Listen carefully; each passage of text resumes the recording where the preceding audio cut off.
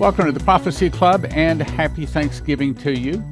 So, the situation is this. I'm going to be spending a few days with my family for Thanksgiving. So, we're going to make a fantastic offer for everybody to celebrate the Thanksgiving and the Christmas holidays. So, Prophecy Club started inviting guests, making recordings back in June of 1993. Over 19 years, we made about 330 recordings, 160 different guests, and we've offered these typically for about $30 each. Some of them are doubles for like $50. However, today you can go and watch about 300 recordings valued about $6,000 at watchprophecyclub.com for a gift of $20 a month or $200 per year. That's a great deal, but we're about to make it even better.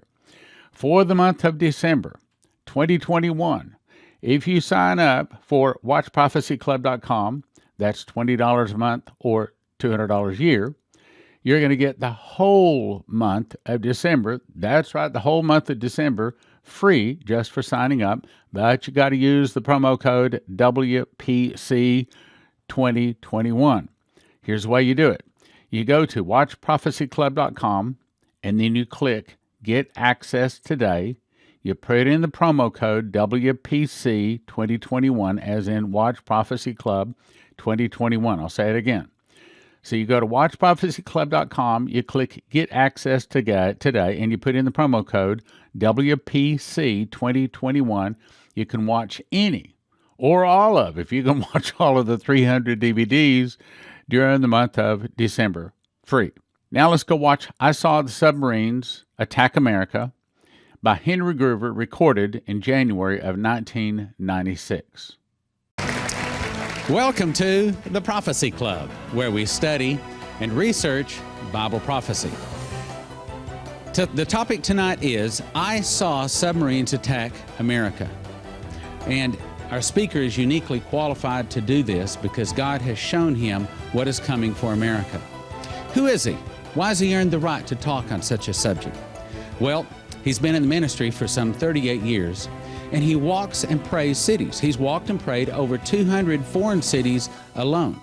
What do we mean, walking and praying a city? He gets a map at God's direction and systematically walks up and down every street in that city, praying out loud, praying in the Spirit, pulling down strongholds, loosing the angels to do warfare. Then he goes up at God's direction on the highest point overlooking that city, where he lifts his hands and he proclaims that land reclaimed to God. Many times revival breaks out.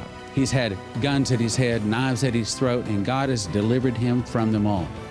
One day, while walking a city, as you'll hear tonight, December 14th, 1986, he was lifted above the earth, and he looked down on it like a globe, and God showed him a vision of submarines launching nuclear weapons and landing here in our beloved America. God does not hate America. He loves America, and he loves Americans, and he loves the Christians here, and he wants to save them. But we have sinned, and we have turned from our God, and he is going to correct us and bring us back to him, and that's what you're going to hear tonight. Will you help me welcome Henry Gruver? Thank you, Stan.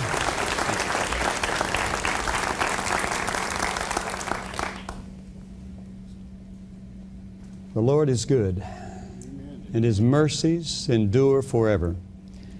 I want to begin with those words because I want you to remember them through this entire time. Because if you don't, it will be very difficult for you to keep that focus. In Psalms 85, it says, mercy and truth are met together.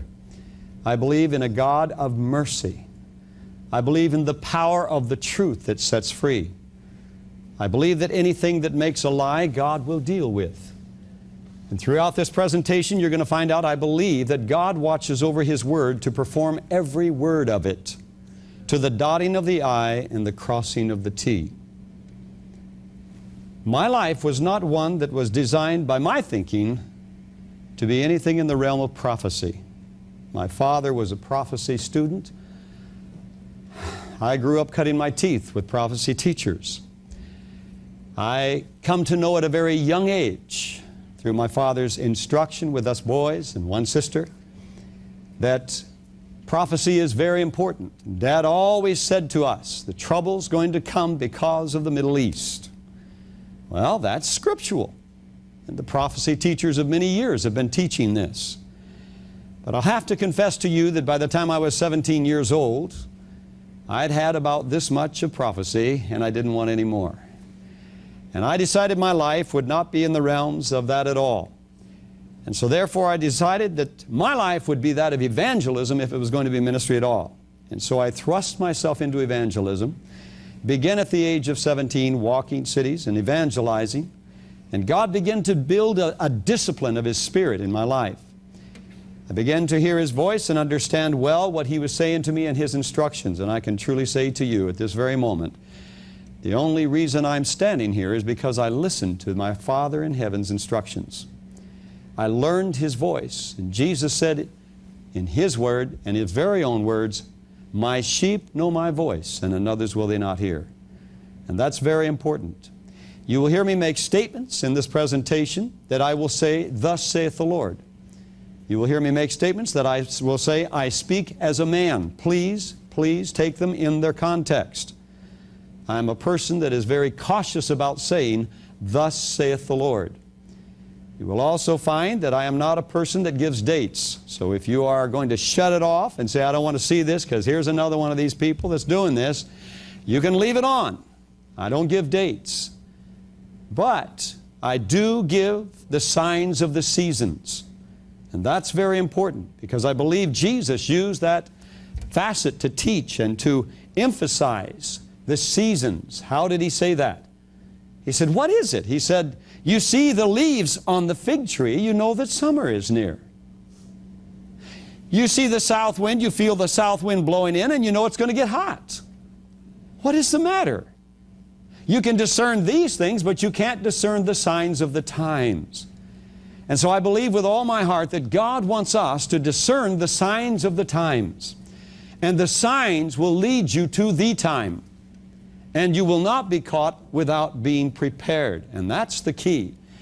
And the whole motive, I believe, of God pulling me off of the evangelistic field, and we'll go into portions of that tonight, but the whole motive of going into this and God pulling me off of this realm of ministry was to warn America of what's coming. What I'm going to give you is not gloom and doom. There are three realms that God deals in. And so often I hear people say to me, "Well, Henry, God has not appointed the Christians to wrath." I totally agree with you. Please don't think I am insinuating in any way in any of the materials of what I give you that this is the wrath of God. This is the beginning of the pleadings of God with the United States of America. He has a controversy with us, and He will begin with pleadings. So we have the pleadings of God, and then we have the judgment of God, and finally the wrath of God follows.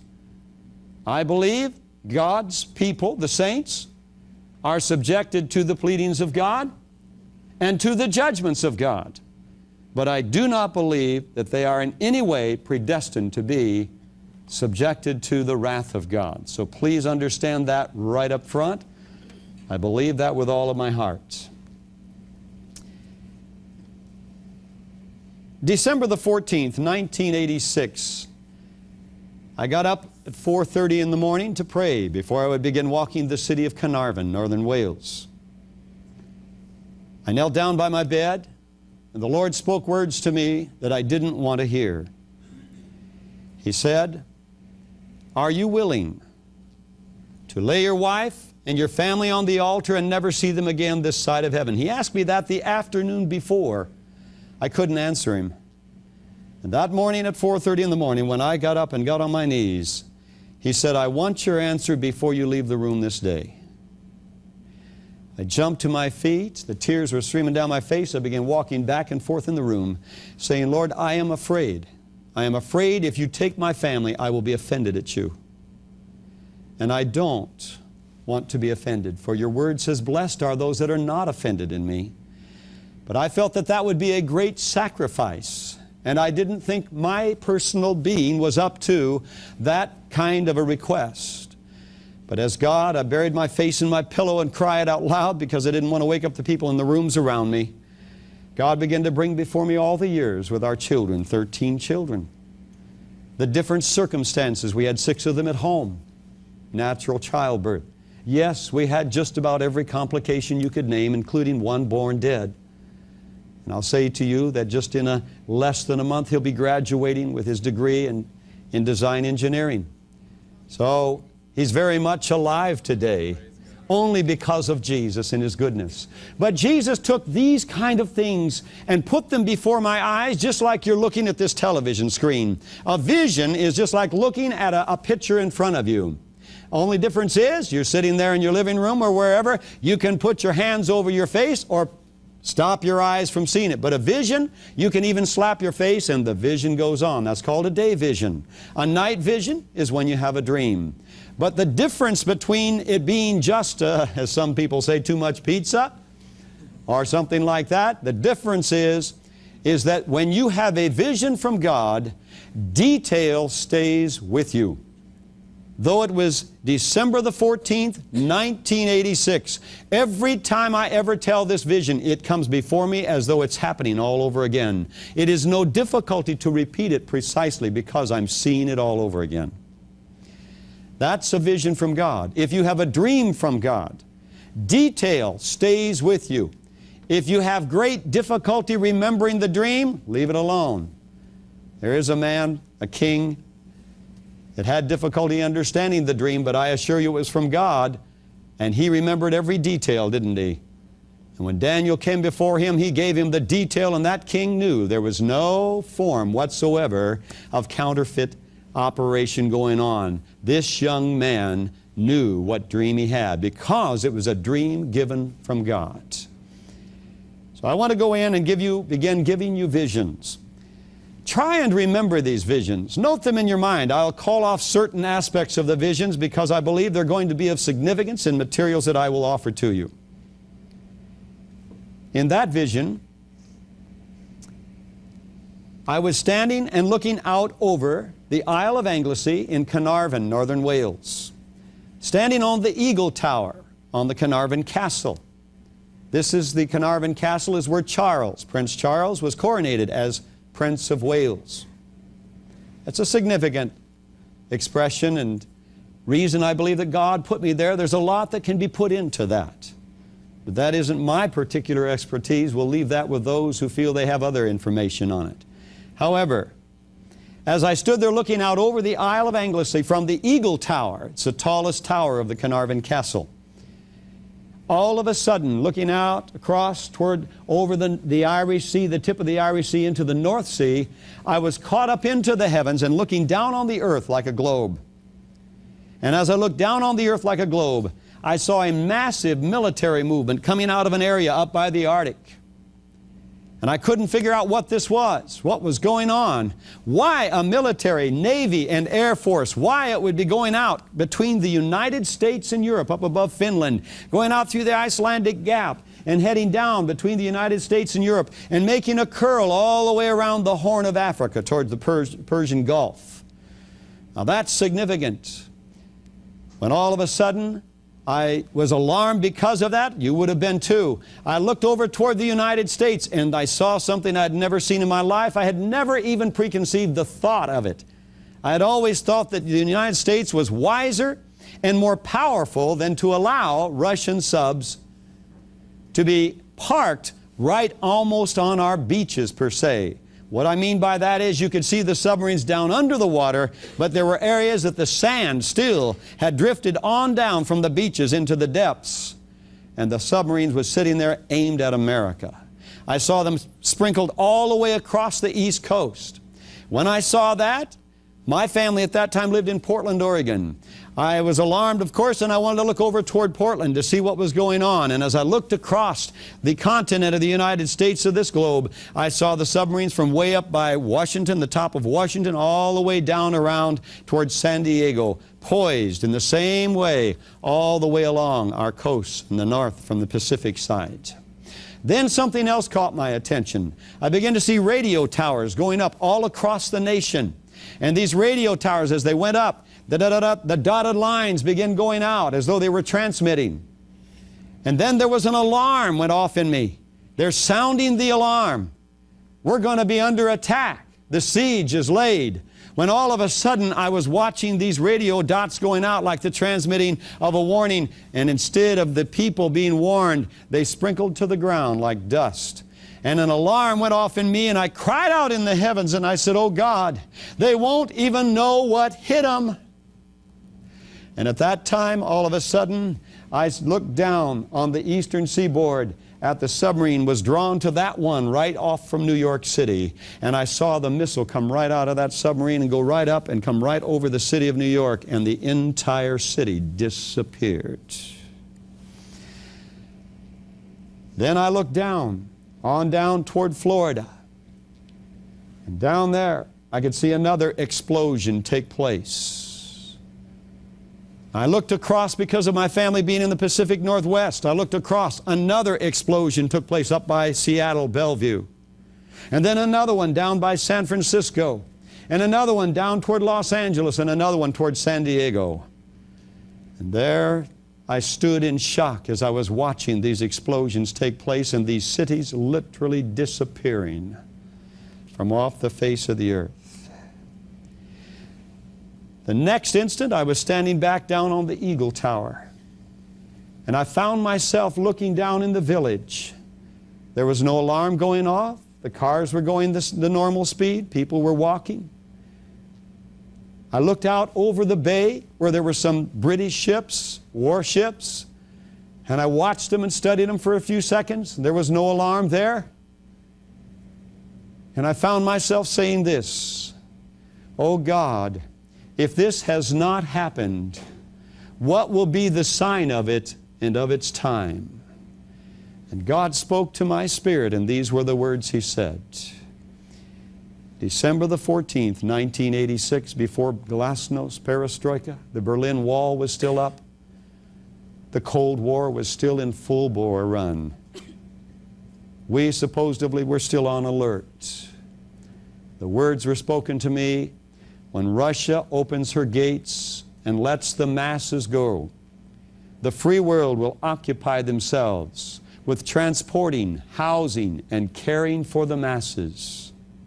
Will begin letting their weapons down, crying peace and safety, and that's when it will happen." Now the question I submit to you is this: where are we on that scenario? Where are we in that prophetic timetable? Is that vision being fulfilled before our eyes? Are we seeing it literally take place? There's another vision I want to give right now that's called the Prince Charles vision. The reason it's called Prince Charles is because he's in it. And many students of Bible prophecy who believe that there's a possibility he could be one of the men of the Antichrist, or the Antichrist, have written and asked permission to use this vision and some of these explanations.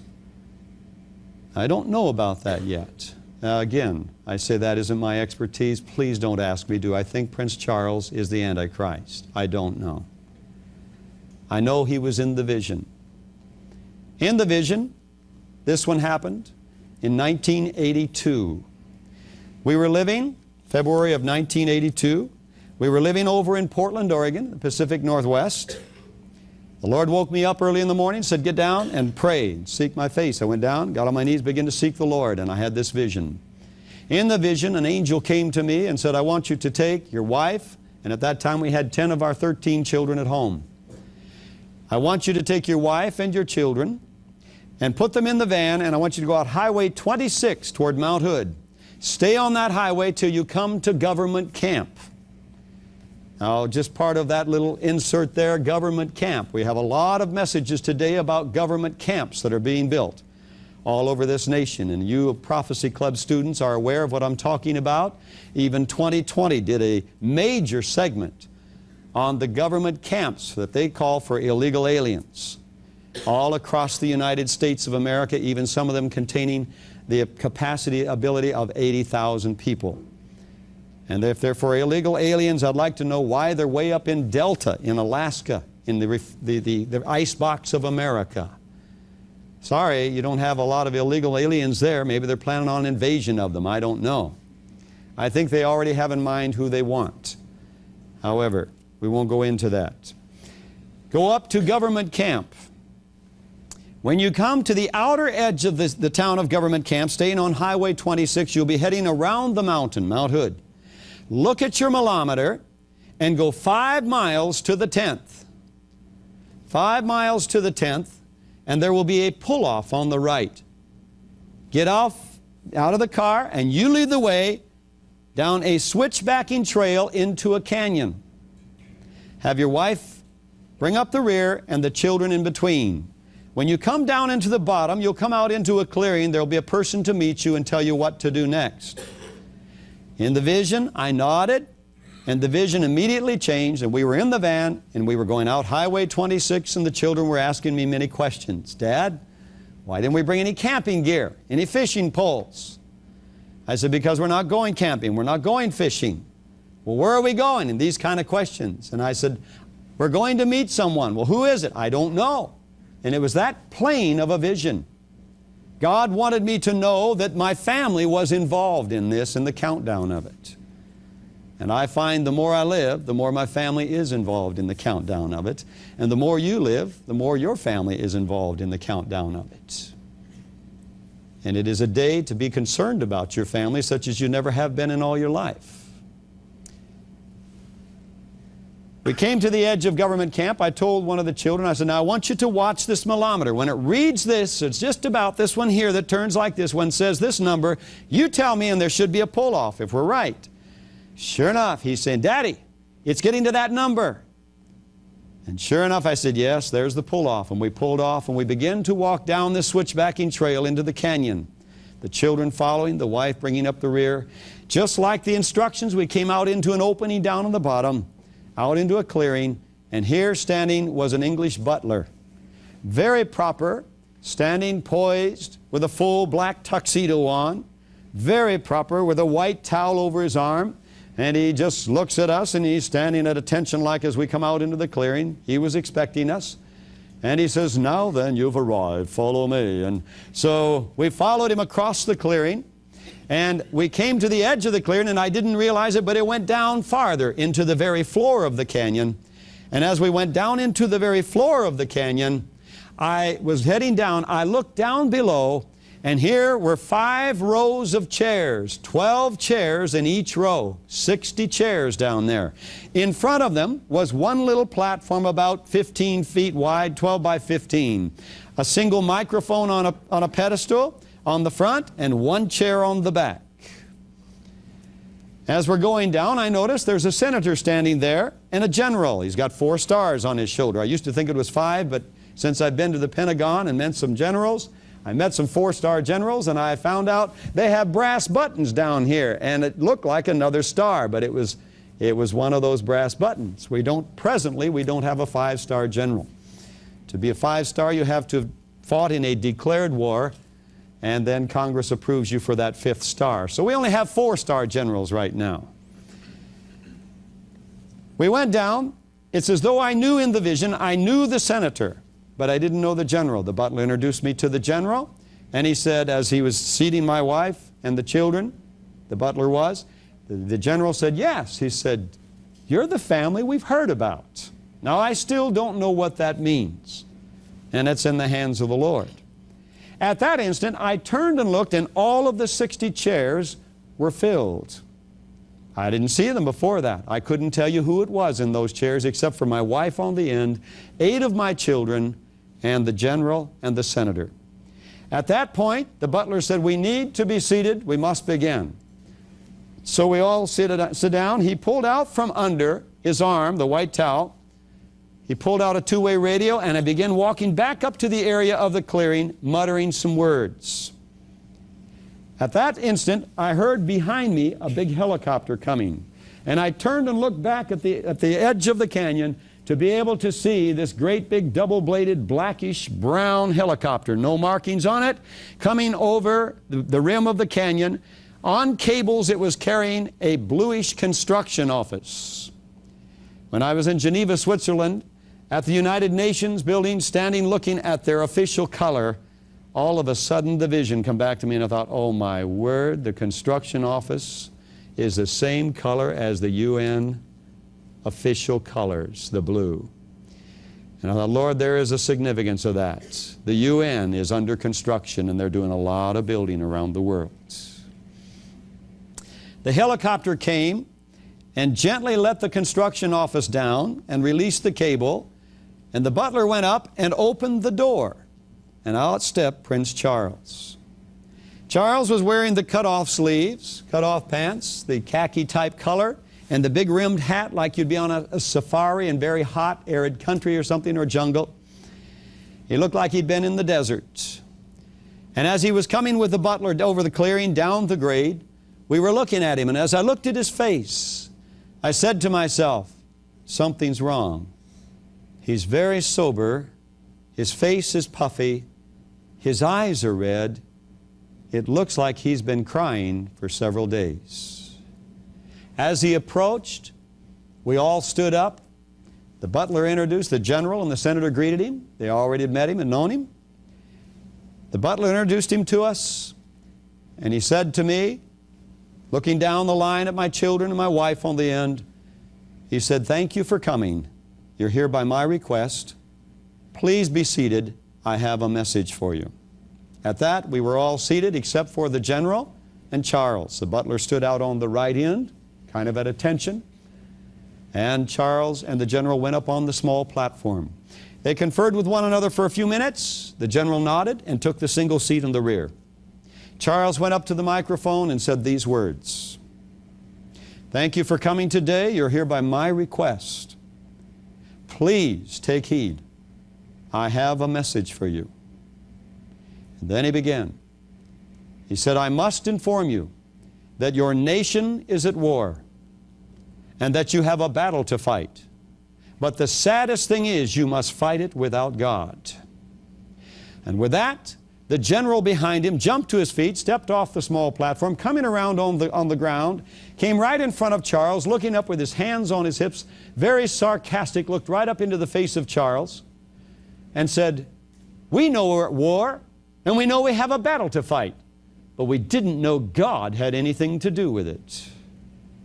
And with that, Charles came up with his hands that were down at his side, and in a sweeping motion like this, brought his fingers right down between the general's eyes and said, "And sir, that is your mistake." And with that, Charles and the general began arguing whether God had anything to do with this war and this battle or not. As they were arguing, we were all paying attention and watching, when all of a sudden in my peripheral vision off to my left, down off about 70 feet away, I saw a motion, and I turned and looked, and there was a frog that would have been about 20 feet high, a massive frog. Now, I grew up in the desert, and in August of the year when the monsoons hit, these frogs seem to come out of nowhere. And they're very plump frogs. It makes you wonder how they can be so fat. And they are dark, dark green. Dark, dark green. This frog, what had caught my attention was, he was sitting, when we gathered, we never saw him. But all of a sudden, he lifted his head to fill the air sac to make the croaking sound like they do. And that motion of lifting his head is what drew my attention and caused me to see him.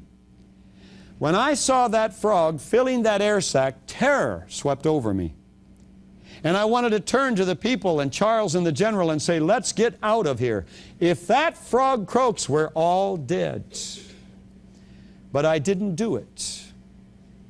I stayed seated and kept silent. And all of a sudden, as I was watching that frog, it opened its mouth, and out of its mouth came a white vapor. And as that white vapor came out, terror filled me. The people with me didn't see it. My family didn't see it. My wife didn't see it. Charles and the general didn't even see it. The white vapor came and enveloped Charles and the general. I knew when that vapor hit, they were dead. And this is why some people ask me, "Do you believe that Charles is the Antichrist?" Well, I did not see him die in the vision, but it was like I knew in the vision, that white vapor hits you, you're dead. Chemical warfare. At the instant it hit Charles and the general, coming toward my wife on the other end of those chairs, I was caught up again like the Russian invasion vision, the submarine vision, caught up into the heavens, looking down on the earth like a globe. The kind of a picture that you would see, a satellite picture when they do the weather picture. And as I was caught up in the heavens, I was looking down on the earth, but instead of seeing the whole earth, I looked and like I had eagle vision, I focused in on a square down on the earth, and what I call Trafalgar Square, and I apologize for not having a picture of that. I didn't bring it with me. I've got plenty of them at home. Trafalgar Square is over in the heart of London. The main arteries of all the highways come together in London, and they come together at Trafalgar Square. You have the political offices, you have industry, you have religious churches, you have libraries, museums. It's a representation of the British Empire. You have 4 lions, massive bronze lions that are about 10 feet tall. That are on the 4 corners of the square, aiming the north, south, and east and west. You have Nelson's column on the square. Admiral Nelson is the one that they honor because of the Battle of Trafalgar that took place that determined the North American continent to be under the colonies, which obviously became the United States of America. But without the winning of that Battle of Trafalgar, Spain would have ruled the North American continent, and the colonies would have all been under Spain. You see the turning point, the pivotal point of history here, very crucial. I believe much of this is the reason God showed me Trafalgar Square, or put that in me. I've been to Trafalgar Square many times, had been before this. But God made it real to me as Trafalgar Square. I'm looking down into the square, when all of a sudden the people come running out of all these businesses and these offices and industries and everything, and they're running into the square. And all of a sudden they start pointing up like where the frog was at my left hand in my vision. Now they're pointing up the same direction to my left hand. I'm looking to see what they're pointing at. And as I look, I see they're pointing at a massive military that comes clear up into the heavens where I'm standing. I look off, and to the immediate left of me, above this massive military that goes into the heavens, is a gentleman that's standing up there, and he is standing with his fist clenched. And this gentleman, I want to give you a picture of him. Get the picture, forgive me here, we got it. Where did you go? The bed? Well, oh, it's right under my nose, sorry. No, it isn't. Well, we've got it. This gentleman is standing. I'll find it in a second. This gentleman is standing. His fists are clenched down at his side like this. As his fists are clenched, he's full military uniform. As he's full military, he's looking down at his army. He's watching these people down in the square. And as he's watching them down in the square, they are pointing at his army, and they are pointing at him, and they are laughing and mocking. I can't believe that they are mocking an army that goes into the heavens. This just boggles my imagination. Why would they mock such a fearsome-looking army that have weapons out here? The military were holding guns out here because their chests came out like the ribbing of a locust. They had googy eyes and snooted noses. Mouths like, what was it? It was the chemical warfare material that the Russians wear. And as they were standing in the heavens, the fury, I begin to see the fury coming up in this man's face. In 1985, I saw a newspaper article, and in this article, I saw this man's face. The man's name was Lebed. And this man,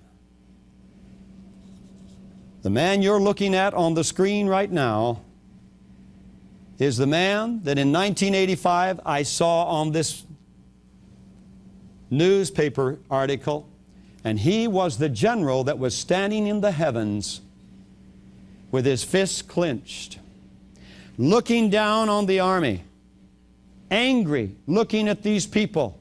I saw the fury begin to come up in his face. I saw his neck begin to swell. I saw the blood vessels begin to bulge. He was getting angrier by the minute by these people mocking and laughing and saying, "We're not afraid of you. You don't have any power anymore. Your armies are falling apart. They can't do anything." And as they were mocking him, the fury was coming up in his face, and all of a sudden his clenched fist came up like this. And he uttered the words, "Present arms, aim, fire." And as he said this, a rectangular weapon off to his right with many cylinders in it shot out what looked like lightning through the heavens, up in the heavens where we were, way above the earth. And they began to fire on the people down in that big square. It caught them by total surprise. I could tell by the way it caught them, they sincerely believed what they were saying. They did not believe that that army had any strength anymore. They believed that it was just simply a ragdoll army. But there was an army there that they weren't aware of. And they began to fire on the people in that square. And as they fired on them, I could hear the bullets hitting them. It was a sound like shooting into mattresses. I heard the people screaming, and they ran back and forth across that square. These people were wearing, the welder had his helmet up, and he had his leather apron on. The nurse had her hat on, and the doctor his stethoscope. Everybody was in their occupational garb. They were totally all dressed in their everyday working apparel. There was no military in that square. They were all citizens, totally at rest, totally at ease, and did not believe there was any threat whatsoever on their society. The bullets were riddling them, but I didn't see the people falling, and this troubled me, so I kept watching the people as they ran back and forth as these bullets were like tormenting them. When all of a sudden in the peripheral vision around them, I began to realize it wasn't the people the army was after. It was all of the material things around them. All things of wealth or of value around them began to disappear. And that was the end of the vision. Now I want to begin to give you a little bit of understanding concerning this gentleman by the name of Lebed. I want to show you a little bit about him because I believe that he is the one that will speak the words that will begin the attack on America. And as you have seen on the television, you saw his picture inset in the United States of America, and you saw the black dots along the perimeter on the East Coast, up by New York, down by Miami and in that area, the blackened areas of the country, and up by Seattle, Bellevue, and you saw it down San Francisco, Los Angeles, and San Diego. The reason I put that man's picture in the middle of it is because in the vision, he's the man that gave the orders to begin the attack.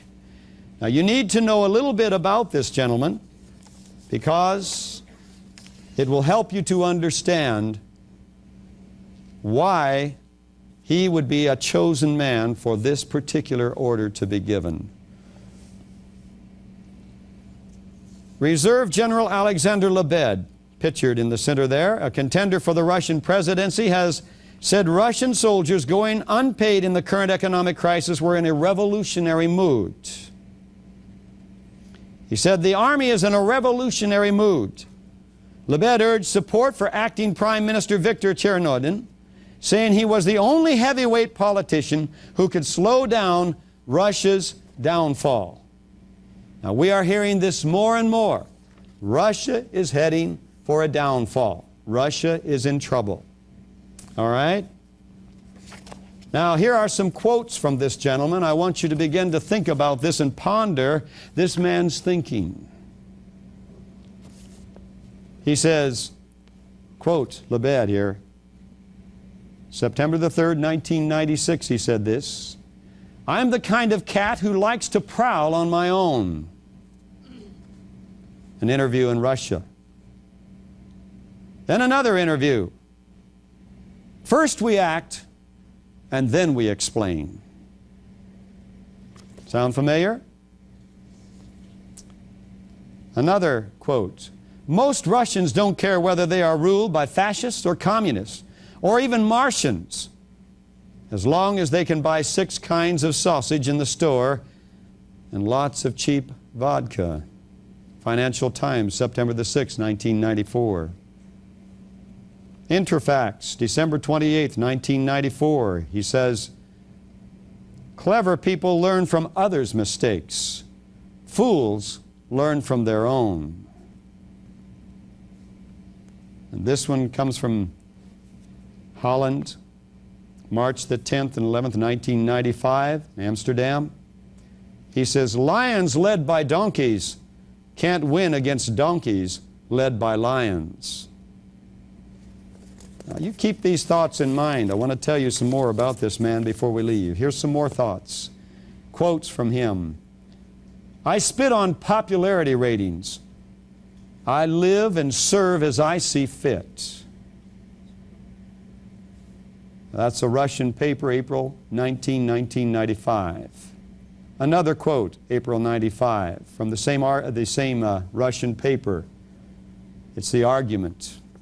And I can't pronounce the word fakte. He says, people aren't given teeth just to chew with. They need to be shown from time to time. Strength makes the world go round. Now, when he said this, he was running for governor of Siberia. And guess what was on his posters? I've asked them to send me one, some people that were going over to Siberia, because I met a person that said he had one. And I said, can you at least just take a picture of it or something and send it to me? But I haven't got it yet. I'd hope to have it before this tour. But do you know how he was poised in his political poster all over Siberia running for governor? Fists clenched, looking up, showing his teeth, with a face like a bulldog. What was it I saw in the Prince Charles vision when the general became angry? His fists came up. He said, present arms, aim, fire. And that's what he's saying. I want to read that one again to help you to understand. People aren't given just teeth to chew with. They need to be shown from time to time. Strength makes the world go round. I've just picked out a few of his quotes here. Here's another one, given in April 95 from another paper called Submarines. A cat driven into a corner becomes a tiger. What are they doing to the Russian economy now? They're driving them into a corner so they'll become a tiger. You get hungry enough, you'll be ready to fight. Another one from Submarines, April 1995. Think before you speak, and don't say everything you think. Another from the Trud paper in Russia, July 26, 95. Russia is like a dinosaur. A lot of time is needed for change to reach the tail from the head. Now, what does that tell you? America has the microwave, push-button mentality. Everything instant. But Russia has a totally different mentality. They have a mentality of champion chess players. They are expert strategists. They were champions for many decades in playing chess. Chess is a strategy game. Chess is a game that takes great patience and consideration of every move, because you must look at the overall plan. America, we do things a little differently. I'll read the last quote here. Oh, I got a couple more. Let's read a couple more. Every country's population is divided as follows. 5% are the smartest and best, and 5% are the most unrepentant scoundrels. Between them is a swamp of 90% who go where they're told.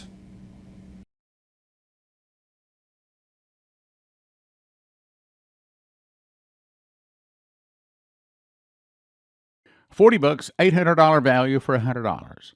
Secret Door to Understand Bible Prophecy is a deep dive into Bible prophecy.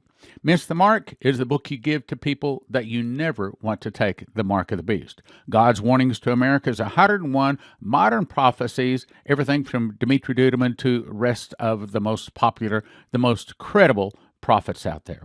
Tribulation Secrets and Daniel is the book that you read to understand, as a tribulation saint, what you need to know.